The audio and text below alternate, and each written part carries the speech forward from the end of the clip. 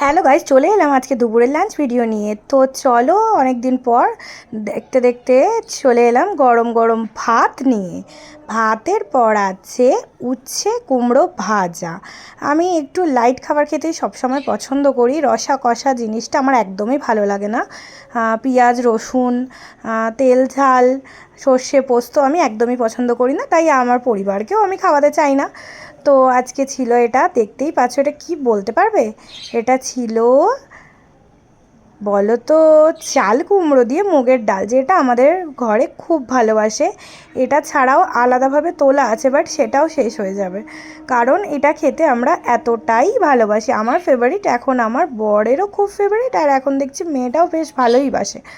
আর হচ্ছে পটল দিয়ে, আলু দিয়ে, ঝিঙে দিয়ে, ডাঁটা দিয়ে, সব দিয়ে একটা মাছের পাতলা করে ঝোল। তো তোমাদের লাঞ্চ আজকে কার কী আছে সেটা অবশ্যই জানি। আজকের মতো টাটা।